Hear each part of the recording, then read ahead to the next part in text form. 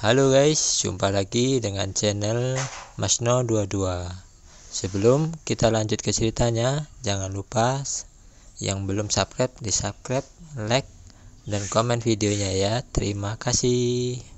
Setelah menarik napas dalam-dalam beberapa kali, Chen Ping perlahan berjalan menuju pintu yang terang. Karena dia tidak tahu apa yang ada di balik pintu lampu itu, Chen Ping sangat berhati-hati. Seluruh orang berada dalam keadaan perang. Jika dia menghadapi bahaya, dia dapat segera merespons. Tapi ketika Chen Ping perlahan melewati pintu cahaya, tidak ada jalan keluar, kecuali gua tanpa dasar. Chen Ping mengutuk. Dia pikir dia bisa keluar, tapi dia masih di sana. Di dalam gua. Ini gua sialan, kenapa repot-repot membangun pintu yang terang? Juga berpura-pura menjadi tembok batu, bukankah ini sakit? Tetapi ketika Chen Ping hendak kembali, dia menemukan bahwa pintu lampu telah hilang. Hal ini membuat Chen Ping sedikit bingung. Rambut di tubuhnya berdiri dan ekspresinya sangat gugup. Jelas sekali, pintu terang atau dinding batu ini benar-benar buatan manusia dan tidak terbentuk secara alami. Apakah ini untuk memancing diri sendiri, lalu menutup pintu dan memukuli anjingnya? Chen Ping sedikit takut. Lagi pula, masih belum diketahui apa yang ada di dalam gua. Saya tidak tahu apakah saya bisa keluar. Namun, jalan kembali telah ditutup, jadi Chen Ping hanya bisa bergerak maju. Hahaha, ini jalan buntu, pasti jalan buntu, mungkin akan ada binatang buas yang menunggumu di sini. Kamu menyiksaku dengan sangat kejam, dan kamu bahkan tidak bisa berharap untuk bertahan hidup. Penatuatu tertawa terbahak-bahak. Semakin gugup penampilan Chen Ping, semakin bahagia dia. Chen Ping memandang ke arah Penatuatu dengan dingin, tersenyum menghina dan berkata, "Jika kamu bertemu dengan binatang buas, aku akan membuangmu sebagai makanan terlebih dahulu." Setelah mengatakan itu, Chen Ping mencambuk Penatuatu 2 kali lagi, dan kemudian terus berjalan maju menyusuri gua. Kali ini, tidak ada persimpangan jalan, jadi Chen Ping berjalan lebih jauh ke dalam gua. Tidak tahu apakah aku akan pergi. Setelah beberapa saat, tirai tipis lain muncul di depan, tapi tirai tipis ini jelas merupakan formasi yang dibuat oleh seseorang untuk menghalangi orang-orang di dalam gua. Melihat tirai tipis yang tiba-tiba muncul di hadapannya, Chen Ping tahu mungkin ada seseorang di sini. Jika gua ini benar-benar berada di dalam gunung berapi suci, lalu siapa yang ada di dalam gua ini?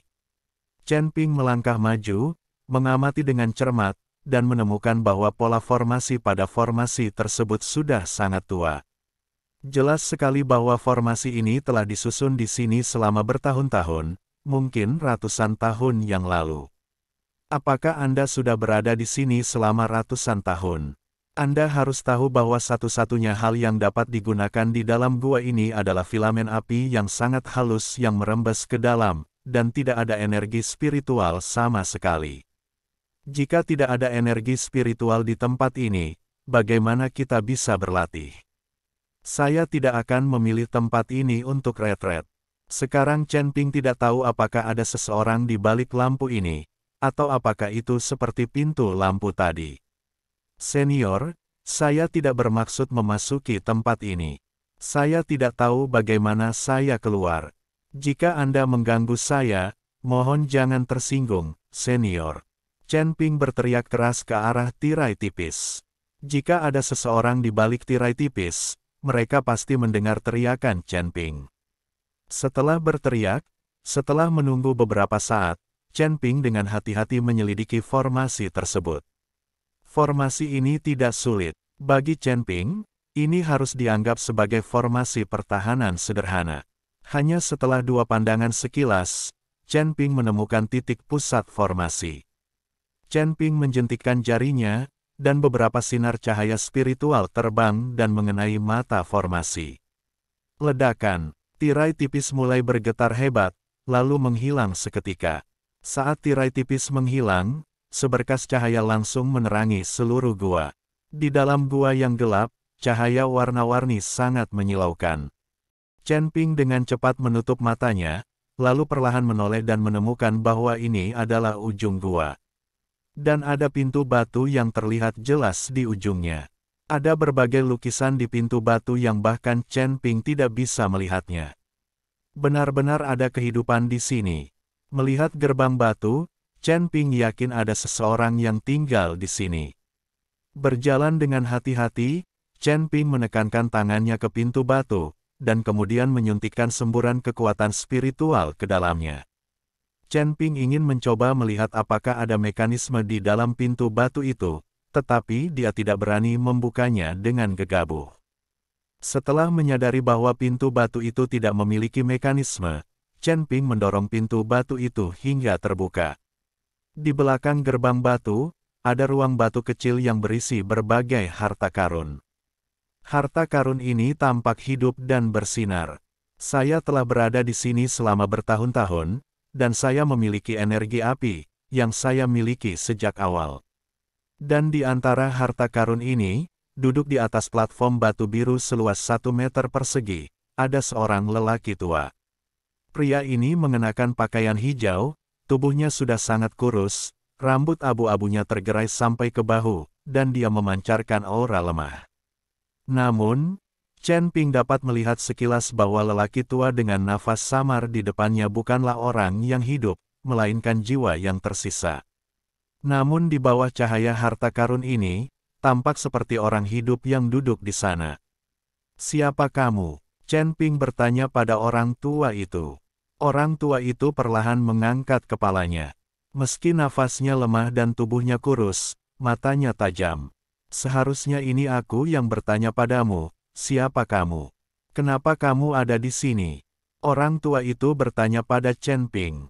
"Saya Chen Ping, murid dari Sekte Xian," kata Chen Ping. Lagi pula, lelaki tua itu tidak mengenal Chen Ping, jadi Chen Ping tidak perlu menyembunyikan identitasnya.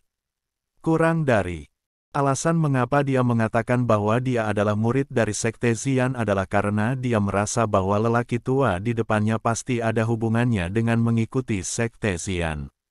Benar saja, setelah Chen Ping berkata bahwa dia adalah murid dari Sekte Xian, mata tajam lelaki tua itu menjadi lebih lembut. "Siapakah master dari Sekte Xian sekarang?" Orang tua itu bertanya. "Penjabat pemimpin Sekte Huo Yuanting," kata Chen Ping. "Huo Yuanting." Orang tua itu sedikit mengernyit, lalu perlahan menggelengkan kepalanya. "Saya tidak ingat. Sudah terlalu lama, aku sudah terlalu lama di sini." Setelah mengatakan itu, lelaki tua itu mengalihkan perhatiannya ke Penatua-Tu di belakang Chen Ping.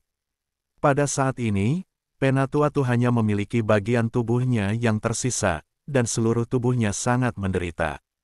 Orang-orang dari Sekte Wajah Hantu, mengapa orang-orang dari Sekte Wajah Hantu ada di sini? Ketika lelaki tua itu melihat Penatua-Tu, dia jelas-jelas marah. Chen Ping menjelaskan, "Bajingan." Ketika lelaki tua itu mendengar ini, dia langsung berteriak. Suara ini hampir mengguncang tubuh kurus lelaki tua itu. Awalnya hanya secercah jiwa yang tersisa, berpura-pura menjadi orang yang hidup, tetapi ketika ia marah, sisa jiwa itu hampir tersebar. Melihat betapa marahnya lelaki tua itu, Chen Ping buru-buru bertanya, "Senior, saya ingin tahu siapa Anda. Mengapa Anda ada di sini?" "Saya." Orang tua itu terkejut, lalu tertawa sedih, "Saya mendirikan Sekte Xian, dan saya adalah Hong San, pemimpin sekte pertama dari Sekte Xian." Pemimpin sekte pertama.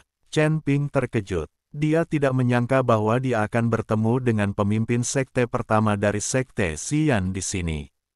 Chen Ping berpikir bahwa lelaki tua ini mungkin adalah pemimpin sekte tertentu dari Sekte Xian, dan dia secara tidak sengaja terlibat dalam celah kekosongan, dan kemudian masuk ke sini. Saya tidak menyangka dia akan menjadi pemimpin sekte pertama. Hanya saja nama pemimpin sekte pertama agak terlalu acak.